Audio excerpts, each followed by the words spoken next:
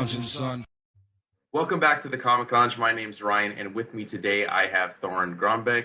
We are going to talk about Mighty Valkyries. She co-wrote the first Valkyrie book with Jason Aaron, did the tie-in with King of Black, and now you got the new series. Welcome. I'm so glad we could finally. Thank you. So nice to be here. Yeah, I mean, I think we tried to. I think I asked you with the first Valkyrie series, and for whatever reason, it would just. I mean, we just couldn't connect. So I'm glad we can finally talk. I think it was mostly the fact that there was a global pandemic happening, I was kind of like, I'm not sure what I'm going to say to anyone at this point. I'm just a ball of anxiety. That's the only thing I can bring to the table right now. Yeah, I mean, that's kind of why I started, because I think when I reached out to you, I wasn't even doing video and audio yet. So I would write everything down when I would talk to people. I would transcribe it.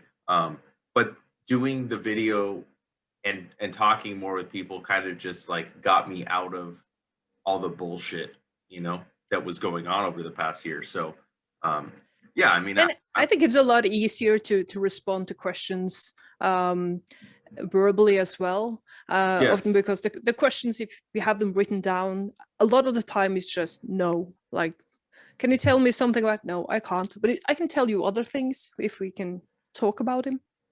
Yeah, exactly. Yeah, I mean, that's something that I've really realized more since I started doing this, like with video or like audio and stuff too. Is I don't even write questions down anymore. Even when I first started doing the video, I would have a list of questions and I'd constantly be like looking over here, looking down to read them, and I'm like, you know what? I kind of know the points that I want to get to, so I don't need to write it down, and that way I feel like the interview goes a little bit looser and more natural, And at this point, I just want to talk to anyone. I feel like every time I've spoken to anyone for the past few months, it's just been a fucking disaster. Like I went to my only social interaction in January, I went to the drugstore. And when I left the drugstore, I kind of heard myself, I turned around and I said, I don't kill cats, right? And the woman's like, I don't know. So that's how great that went. That was January 2021. I mean, I think I probably would have talked to you because I would have been like, what is that about? Like, why did you say that to me? But I mean, I get it. Well, I mean, we did have the thing was, I was getting my sleeping pills and she said the usual, keep out of reach of children. And the thing is, my cat, she likes to play with my pills because they're kind of foil. They make a fun sound, so she'll play with it, and I keep like half a tablet in there. So I'm scared she'll kind of lose one and eat it or something. Yeah. I don't say any of this. What I say is, it's the cat you should be worried about. And then she kind of goes, huh? And I realize that I don't even say it like this because I have a mask on. So it's my dead eyes and just going, it's the cat you should be worried about. Like, it's fucking horrible. And then she tried to fix it. I kind of kept digging that grave. Mm-hmm. Anyway, so I'm happy there's a camera and a microphone in front of me right now. Yeah, no, I am very, very stoked to finally be able to talk about this because I discovered you because of, the Valkyrie book and, Jane Foster, what Jason Aaron did with her. And not to sound like an asshole, but I didn't care about the character before he wrote her. I mean, she was just a side character. She was kind of in the book over the years. But what he did with her, I mean, there was moments where I liked her better than I liked regular Thor. I mean, what he did with her, turning her into Thor, like her whole story. And then I was so glad that we got to continue that with her as Valkyrie. Yeah, it's really awesome to be able to finally talk with you about the book. But before we talk about the book, I do want to learn, and for anybody listening and watching, a little bit about you, like how you got into comic books as a fan and then crossing over, because was this your first major American work? I know you did other stuff.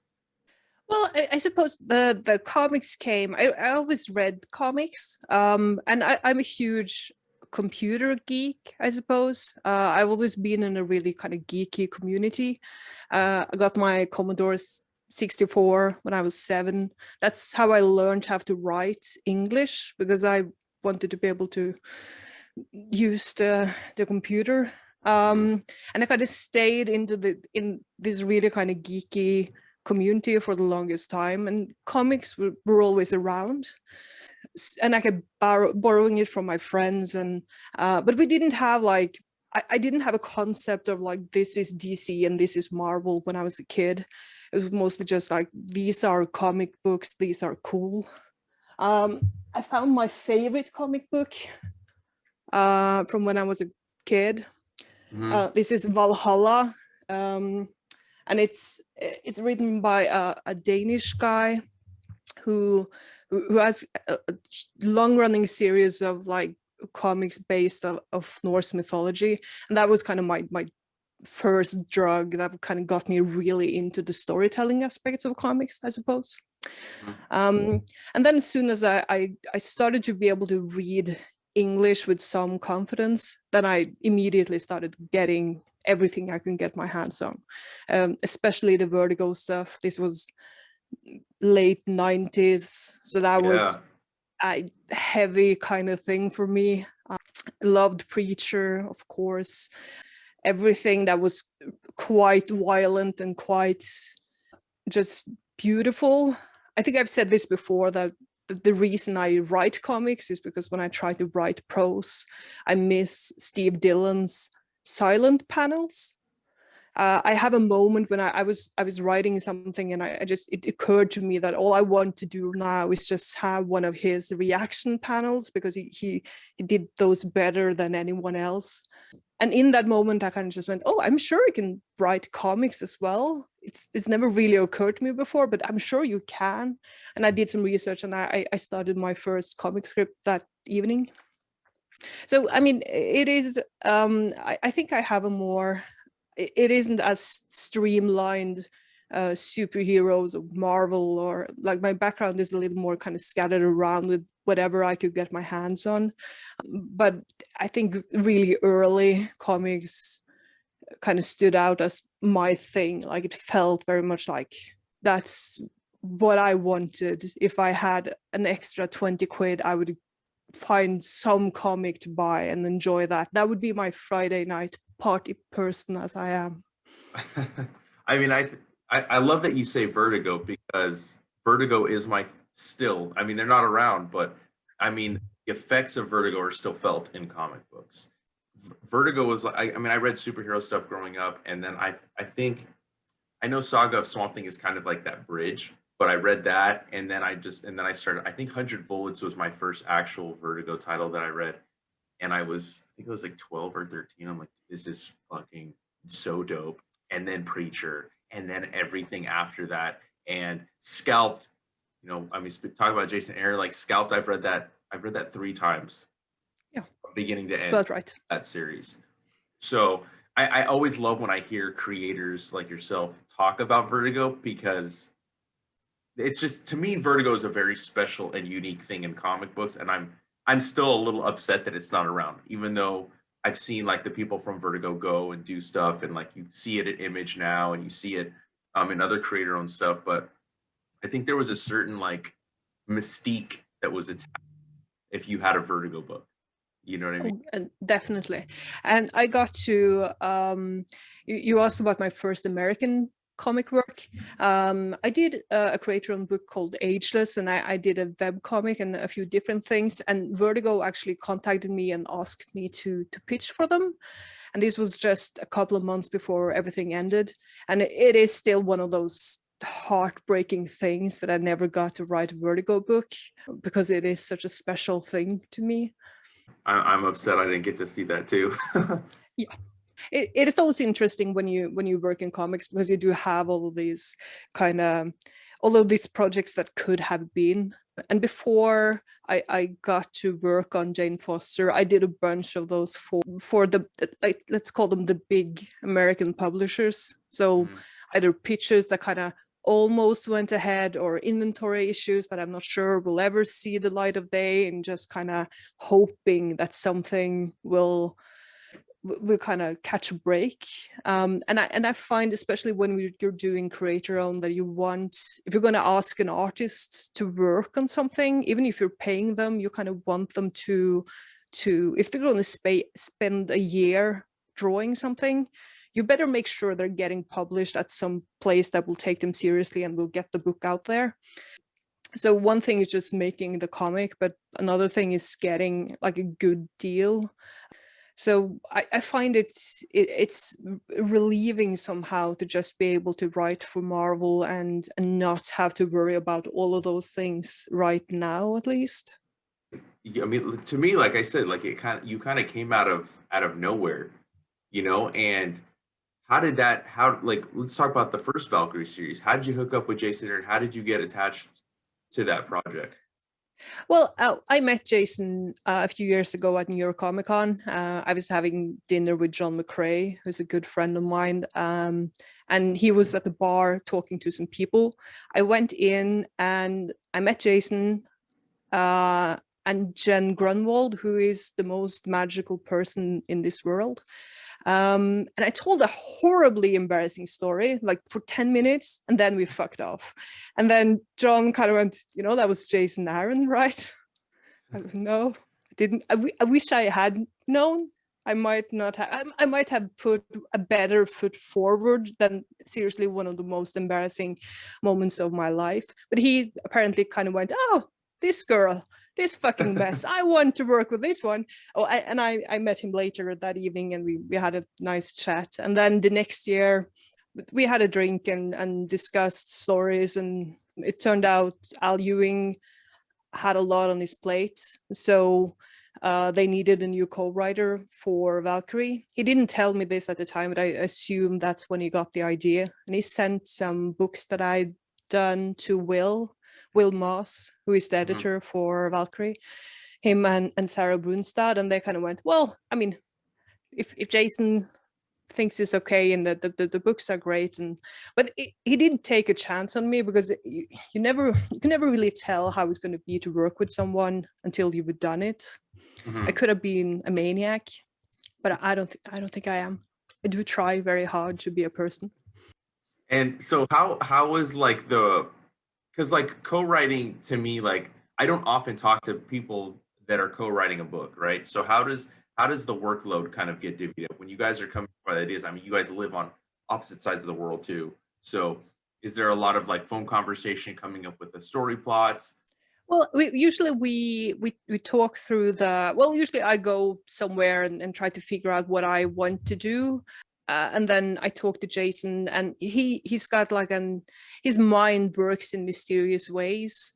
So he'll be like for the Mighty Valkyries, I had like I had a plot, and he kind of went, I want a bar. I want the bar for more workers, and I'll kind of take that and do something with it.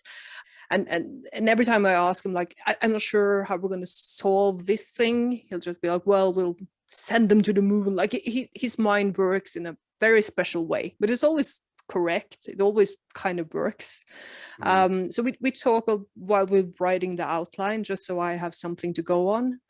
Then I go back and I write the scripts, and I send them to Jason before we send them to Will and Sarah, so he can see if there's anything he want to change or add, or want me to kind of tackle, if there's some pacing issues or something that's not clear.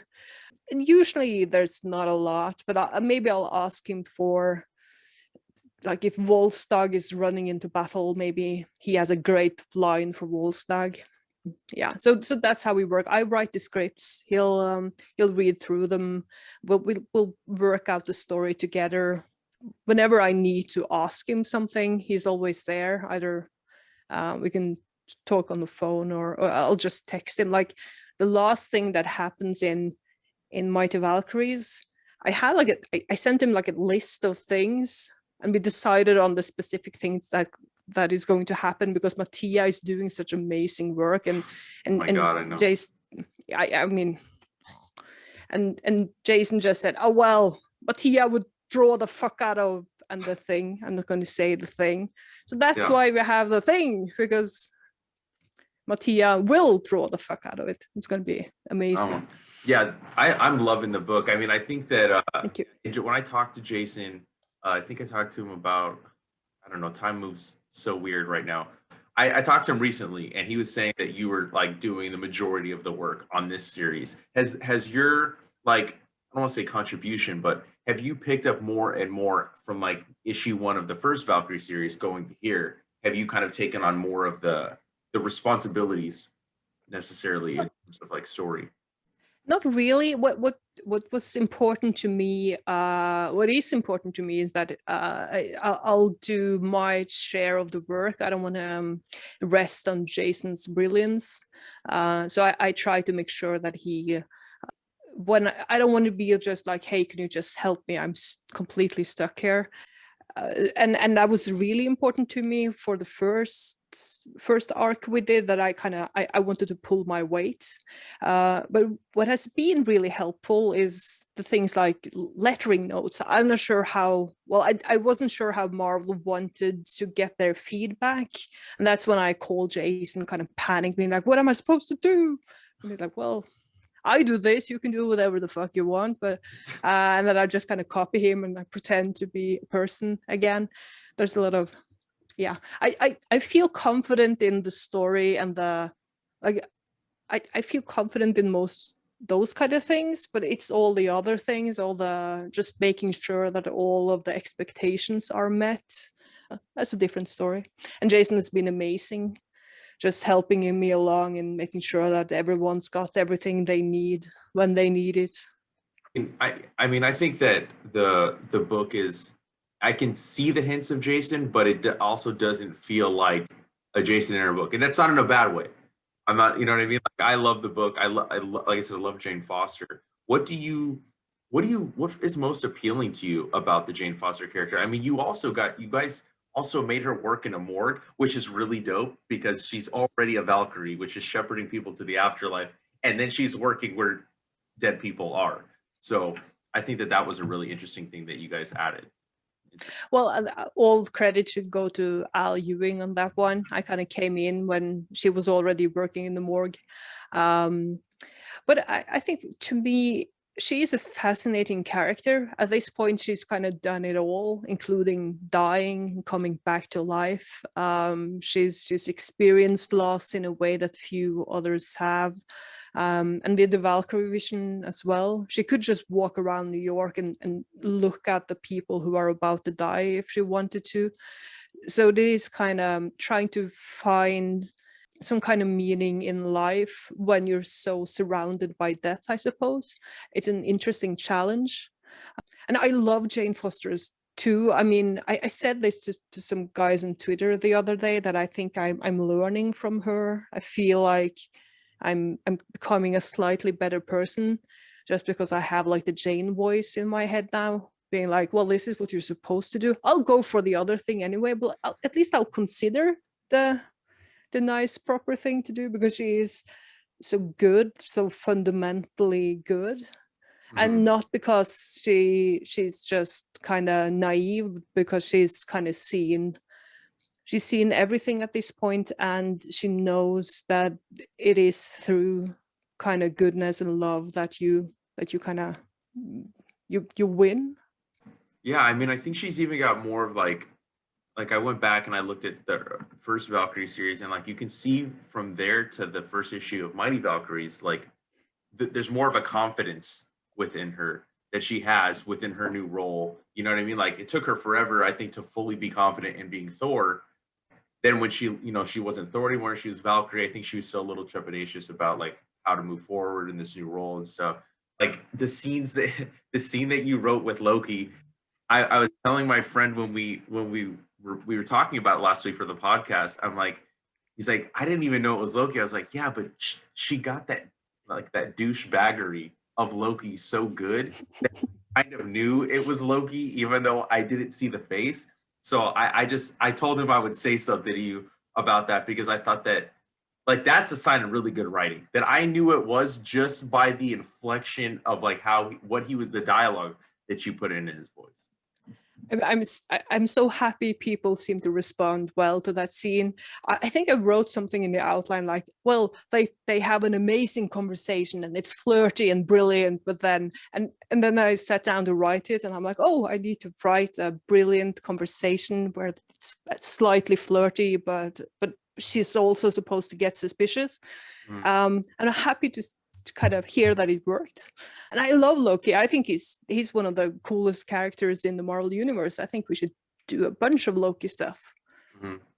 I mean, and he's going to be, I'm assuming he's going to be a major factor in this arc, because you're also doing a split story. So we'll talk about Runa after this too, but is Loki going to continue to play a factor? And you got Hela coming, and you got so much stuff working. You have so much stuff. I mean, I don't want to spoil anything, but he Mhm. sticks around for, Okay. he's got some kind of thing planned.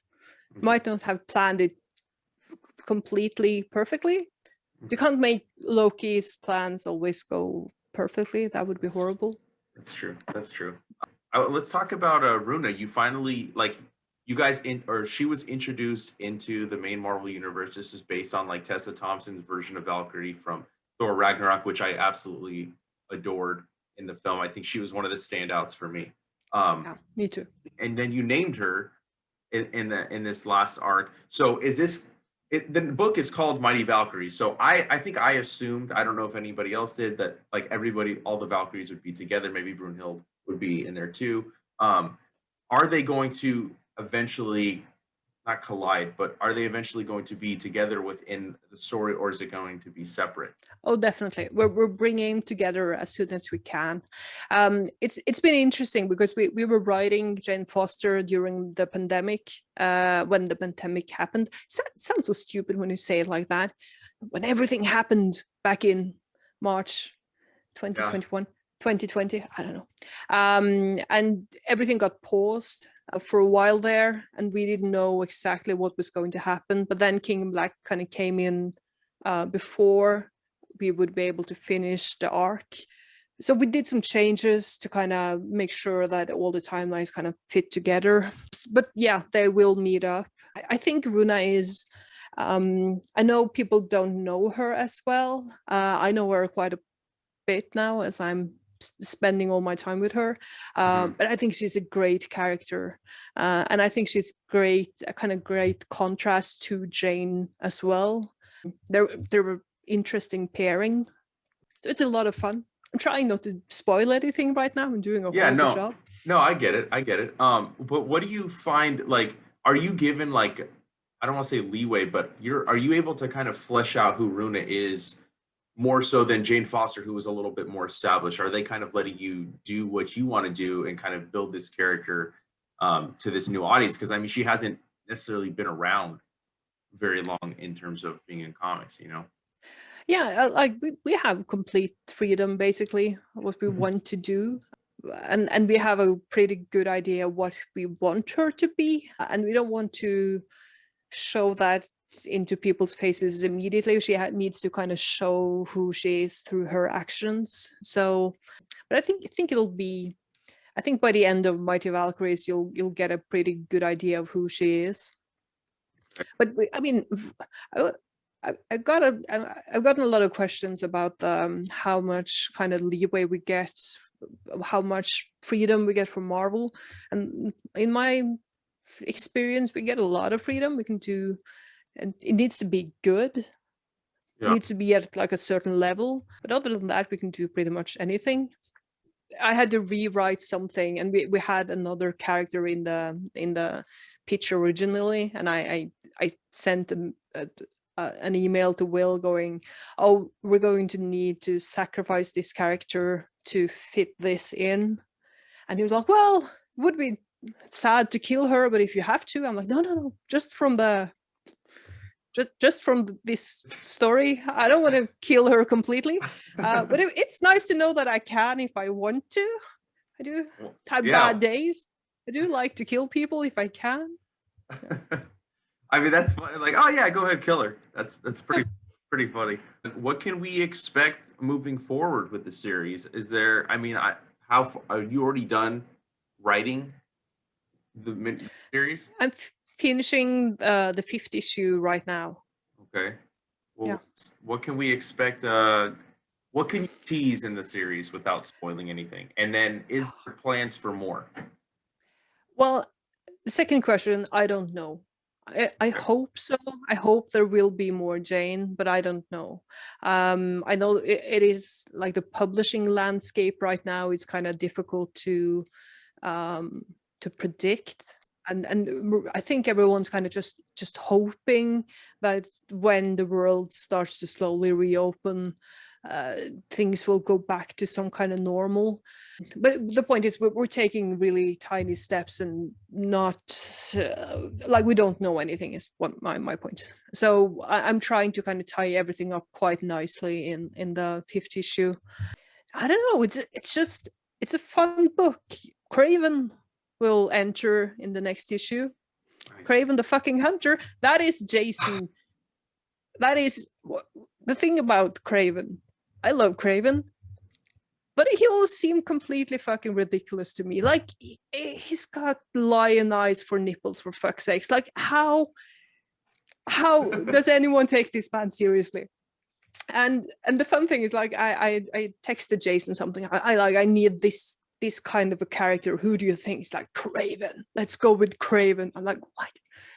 Okay. And now I love him a lot. I think he's great.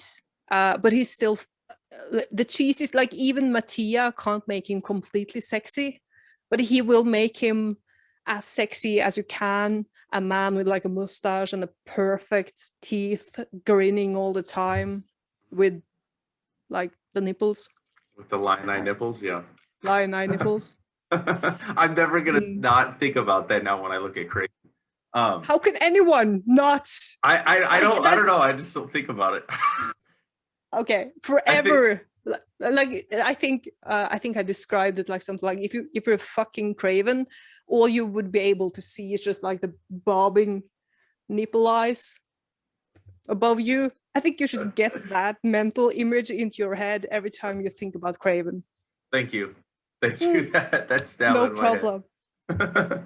Well, I mean, I love the book. I'm very excited to see, like what else is going to come of the series. My hope is that, because I was upset when I thought that the last Valkyrie book was gone, and then you guys had Return of the Valkyries, Mighty Valkyries. So I hope that we see more Jane Foster. I think that, she's going to be starring in the next Thor movie. So this is the time to continue to have a presence, I think, in terms of having a comic book.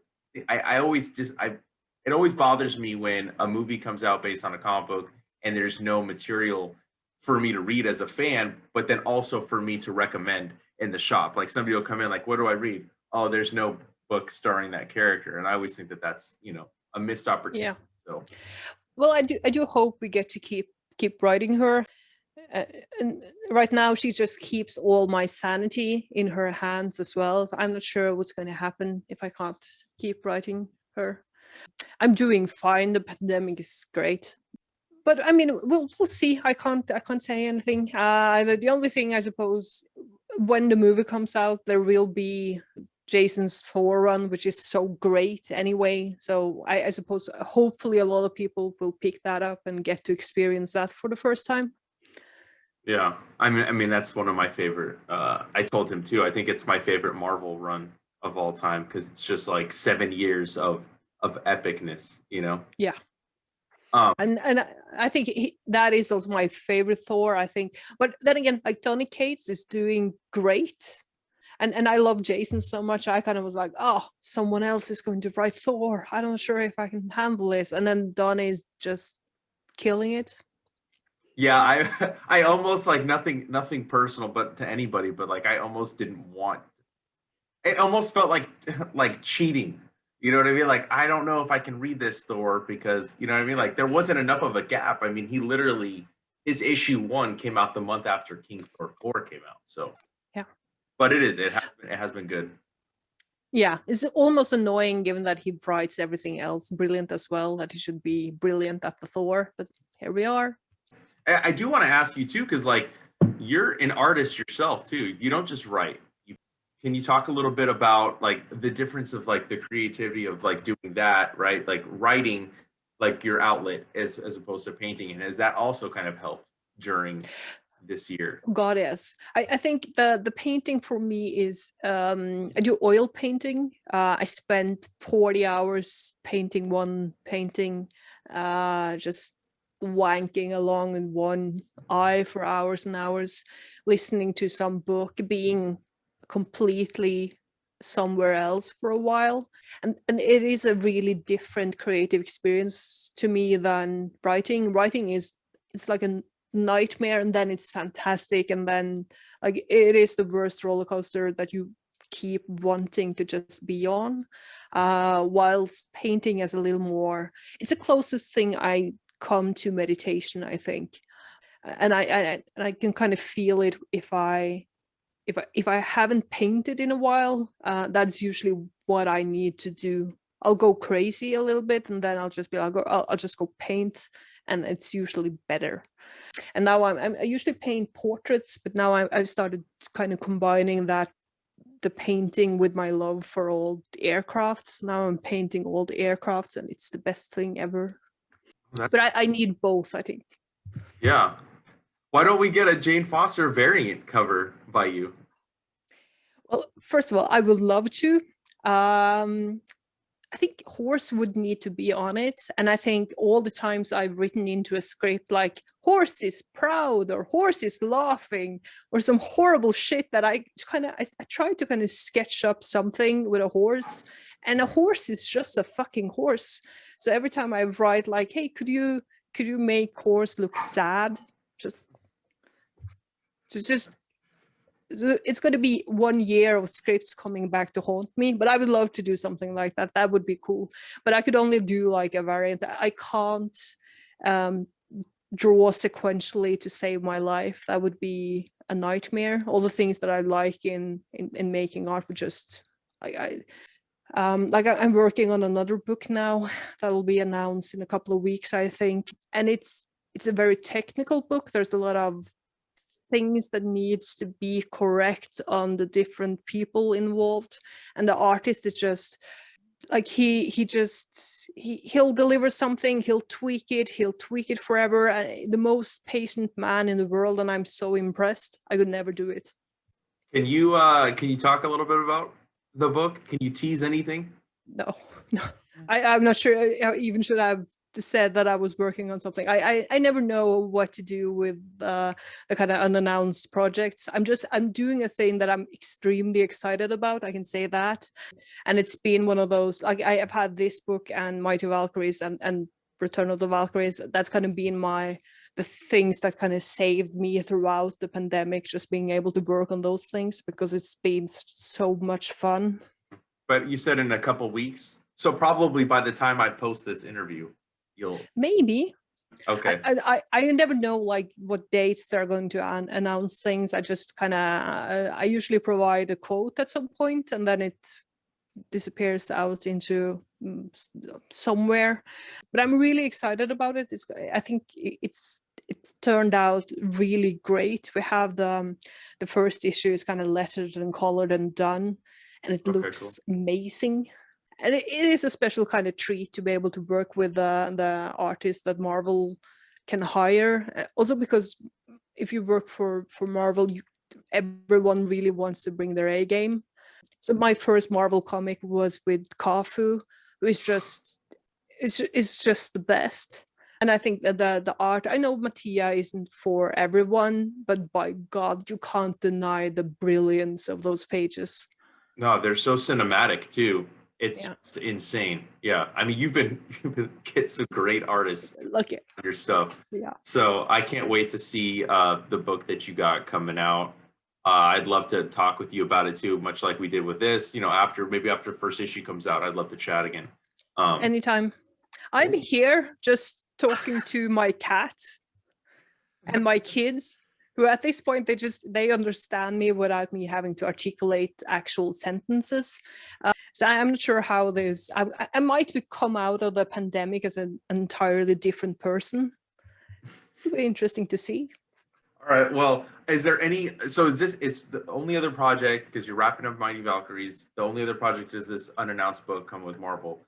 Any thoughts about doing maybe like some creator-owned stuff? Oh, most definitely. That was depressing. I had a couple of things like lined up last year. They kind of, given the pandemic, we will have to change such huge chunks to make it tasteful enough to be able to release it at this point, which was depressing. But I think right now I have a couple of things kind of cooking, and we're in the development stages of a couple of other books that I'm really excited about.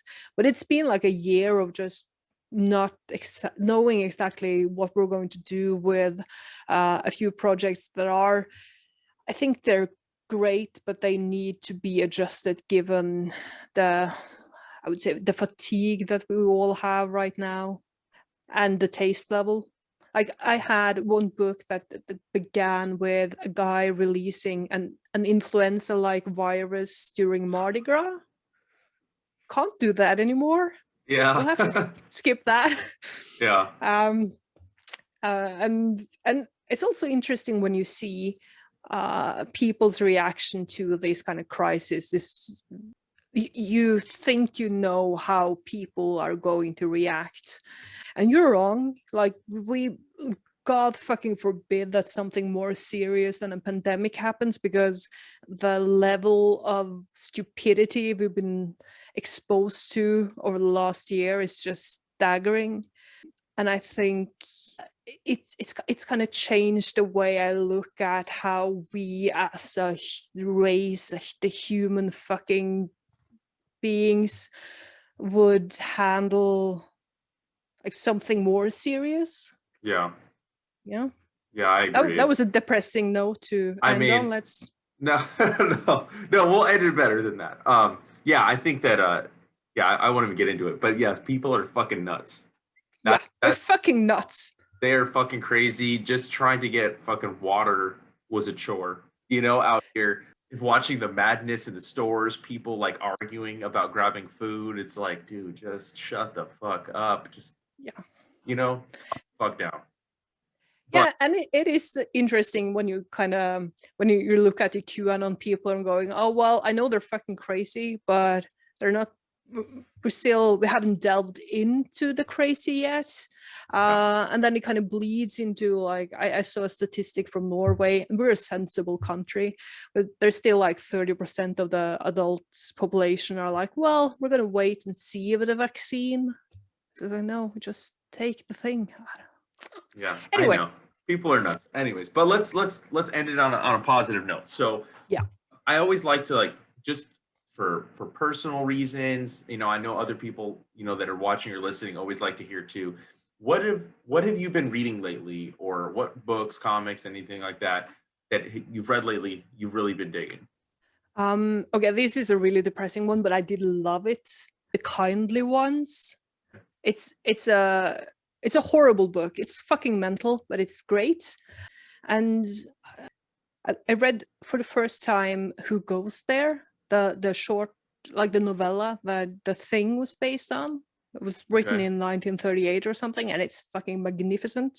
And then I've been into like a horrible, after The Kindly Ones, it's set during the Second World War. And I got stuck in kind of reading up on, I'm a huge military history geek. I love all that shit.